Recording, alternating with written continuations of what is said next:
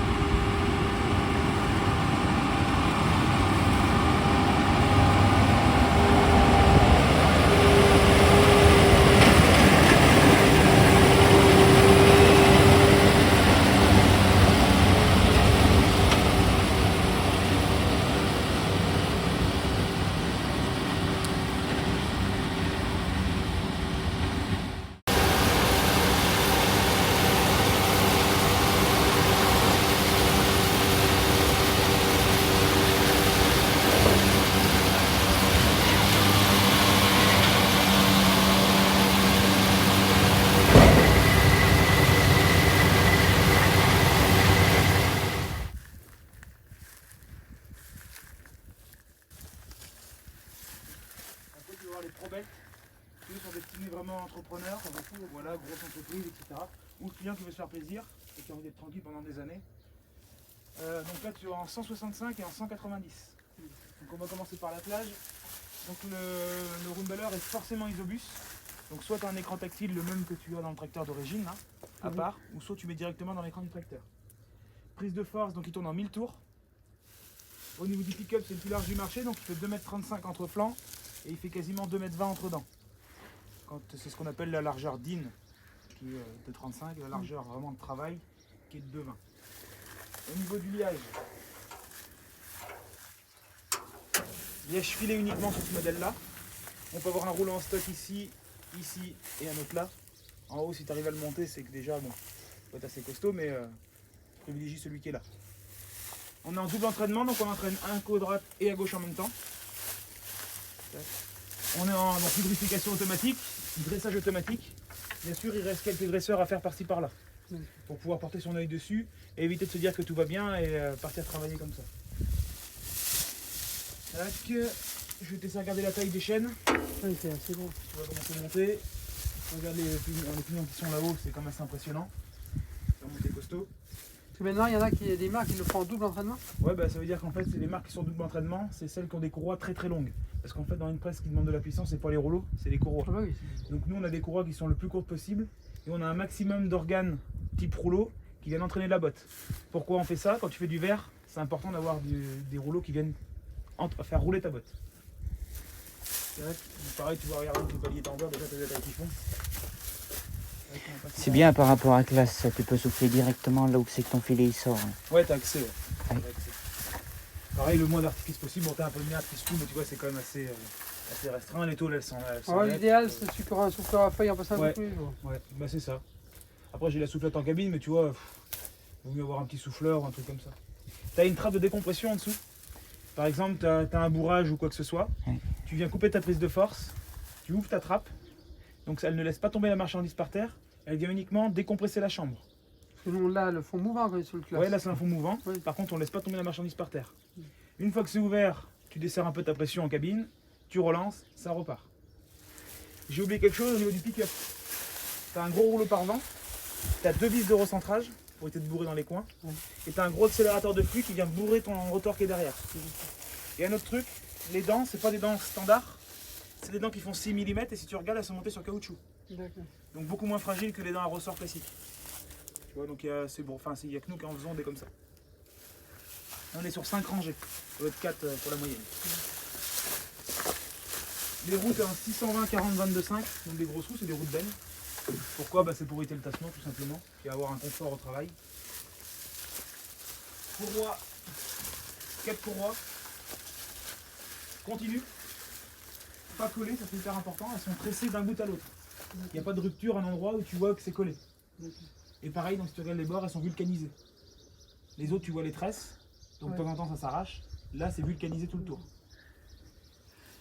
Donc au niveau des rouleaux d'entraînement, il y en a un peu moins que sur un roll belt. C'est monté un petit peu différemment parce que le roll belt, on a un balancier à l'intérieur. Celui-ci, on n'a pas de balancier. Là, le classe, il a un balancier. Ouais, ben, on a le balancier forcément en haut de serrage. Ouais.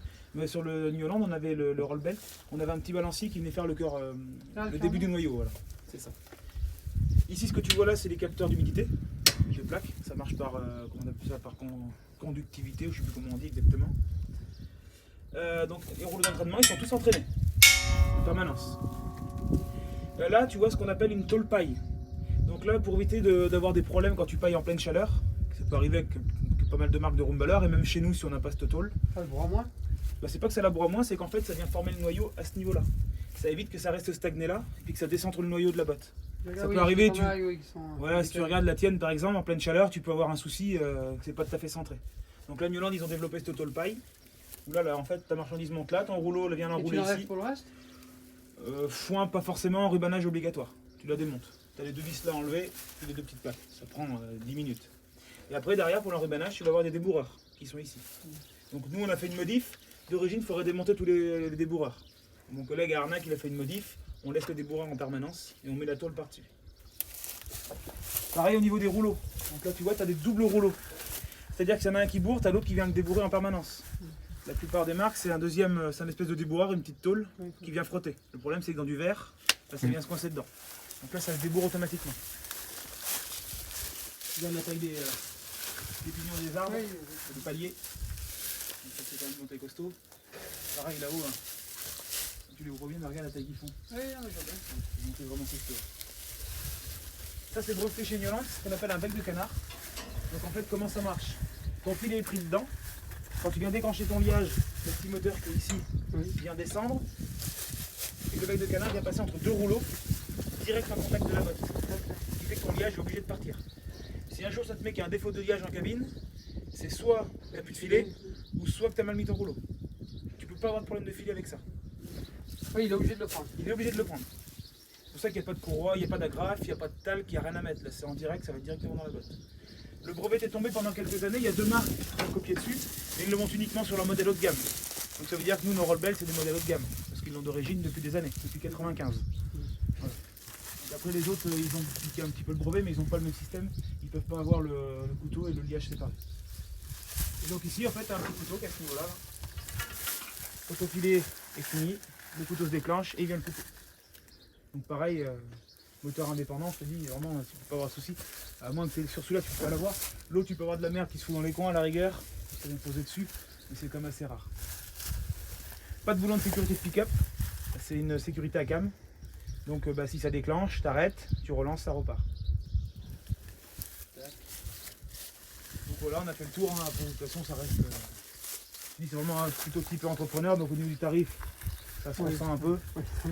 Moi je te dis, les Rollbelt, on en vend pas mal par an, et on n'est pas embêté.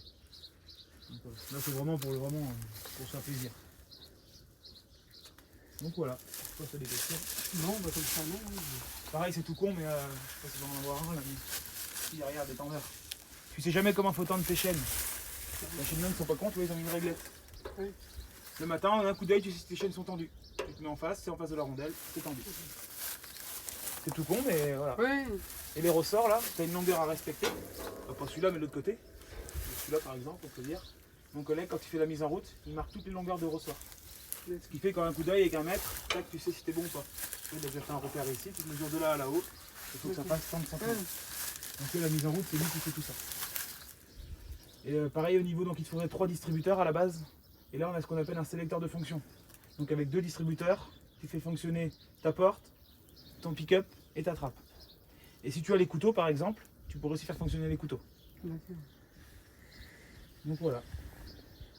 Un peu à quoi ça ressemble. Donc faut un peu de puissance. Je t'ai dit, tu ne presses pas avec un 120 chevaux, sinon ça va pas aller.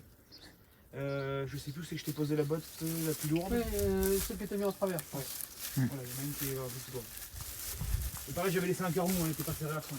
Je voulais pas non plus chier. Donc tu vois le stockage filet, ça fait des pour le mettre. Oui, non, Voilà.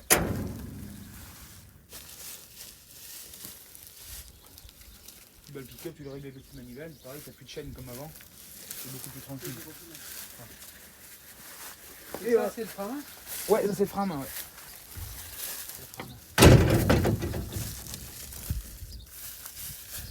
Qu'est-ce que t'en penses? Ça fait quand même des belles Ah bottes, oui, quoi. oui. Par contre, la différence par rapport à ton classe, c'est que moi j'ai beaucoup plus de. Comment dire? De rouleaux. Oui, oui. Le problème, quand t'as pas de rouleau, bah dans la paille, déjà ça patine sur les courroies, tu te fais chier. Et puis après, bah, quand c'est 8, c'est pareil. Hein, c'est horrible. Oui, c'est pas les mêmes générations, c'est pas les mêmes. Après, Là, c'est plus perfectionné, quoi. Je veux dire. C'est pas- ouais, alors tu prends un BR 648 des années 95, c'est déjà monté comme ça. Pas comme celui-là, mais comme un Rollbelt. C'est-à-dire que nous, le principe de fonctionnement, même des roulballeurs qui ont 25 ans, on a le même principe. Hein. Les balanciers qui descendent pour faire le démarrage, les rouleaux d'entraînement, tout après les courroies. Bon, après, les vieux, ils n'avaient pas que 4 courroies, ils en avaient 6. Mais ce principe-là de 4 courroies, c'est 2013, 2014, avec l'arrivée des Rollbelt. Donc tu dis que c'est des courroies entières. Ouais, courroie tressée d'un bout à l'autre. Donc ça veut dire que le jour où il y en a une qui pète, faut que tu démontes la moitié Alors, de ton round ball. Mais on met le Dépannage. variant, c'est pareil. Ouais, dépannage, agrafe. Et après, bien sûr, on fait des remises, c'est mort saison pour les révisions. Donc tu commandes tes courroies l'hiver et donc tu la changes. Ben, pas regarde, le nous, 23 000 bottes sont d'origine. Oui, On va voilà. le commence. Hein, Ah, mais c'est jamais, tu montes un bras d'anteneur, Ouais, tu ce montes un bout-là, truc, ouais. tu perces ta courroie, elle est morte. Oui. Tu la dépannes, on te fout une agrafe, enfin des 2 agrafes, du coup, on a chaque bout. Et puis bah, l'hiver, quand les pièces sont un peu moins chères avec les remises morte saison, bah, là tu viens faire ta réparation. Mais effectivement, il faut démonter, bon, il n'y en a pas 50 000 à démonter, mais il faut en faire quand même. Donc il y a du boulot. Bon, il faut encore y mettre une agrafe et puis il les laisse. Ouais, mais tu tiendras pas. Parce qu'en fait on aggrave, déjà tous les ans il faudra changer les joncs. Et quand tu vas faire des bottes là en pleine chaleur qui font de 190 à 190 bars sur un diamètre de 180, des bottes de 500 et quelques kilos, je donne pas longtemps. Hein. Bon, si c'est celle-là ça va le faire, si c'est celle-là ça le fera pas. Je dis. Pas le jour. C'est ça qu'il faut qu'on modifie un peu. C'est une cassure. Mais voilà, mais tu vois, pareil, tous les rouleaux ils sont pas lisses, ils ont tous des débourreurs pour éviter que ça vienne s'entortiller. Celui-là il vient débourrer là, celui-là il vient débourrer là. Voilà, ils sont vraiment tous. Et puis pareil, là tu le vois pas. Donc là ton ameneur il monte là-haut. Et puis pour éviter que la paille se coince, c'est pour ça que tu as des petits morceaux là, tu as un couteau à l'intérieur. Ah, C'est d'accord, oui, comme un couteau d'enrubanneuse là. Oui, c'est une taille comme ça. Ouais, tu as un gros couteau, alors faut faire gaffe aux doigts. Si tu passes, tu viens trafiquer là-dedans, tu te coupes les doigts. Et tu as un couteau qui vient couper ta paille ou ton dactyle par exemple, pour éviter qu'il s'entortille. C'est souvent que tu vois c'est tout entortillé autour de rotor, là tu peux pas. Ça vient de découper. Donc voilà. Et pareil, donc 2 vérins de densité, un de chaque côté, et 4 ressorts pour faire ton démarrage. Et donc tu peux régler le diamètre de ton noyau mou, pression extérieure de ta botte, diamètre, nombre de tours de filet, tout, tu règles tout depuis la cabine. T'as rien à faire sur la presse. Bon, bah, ça, c'est de plus en plus. De toute façon. Ouais, t'as des presses aujourd'hui neuves qui sont vendues sur le marché où il faut toujours qu'ils descendent pour aller régler ton filet. Et je pense que tu sais ce que je veux dire. Tu vois ce que je Ah, veux bah, dire. classe, oui, le nombre de tours de filet, mais il y a que ça que tu règles en bas. Voilà, c'est ça. Donc ça y est, bon la démonstration c'est fini l'autre jour, j'ai pas pu vous faire de vidéo d'outro, voilà. Donc comme vous le voyez, bah, sont toutes ramassées. On a fait une meule, comme vous le voyez là. Hop. Voilà, on a fait une meule. Donc 22 bottes pour la parcelle. Bon, il y avait pas mal de paille. Après, la démonstration, on n'en a pas été déçu. Une presse qui filme bien ses bottes. Le filet est bien posé sur la botte par rapport aux classes. Je remarque que ça prend bien les bords. C'est plutôt un bon point fort. On a regardé sur la presse, vous verrez tout ce qui est l'ameneur du filet. C'est facilement accessible. C'est ce qu'ils appellent le col de cygne. Ça va directement dans la presse. Enfin, c'est très accessible. C'est vraiment bien. Après, on a pressé à 13 km/h à peu près. Donc, il y a quand même eu du débit. Hein, ça a quand même avancé. Bon, après, devant, c'était un T7. Hein, donc, ça a amené la presse. Mais sinon, oui. Vraiment une bonne presse, du bon travail. Les bottes, il n'y en a pas une qui a été échillée. Vraiment tout nickel. Donc voilà, je vous remercie d'avoir regardé cette vidéo.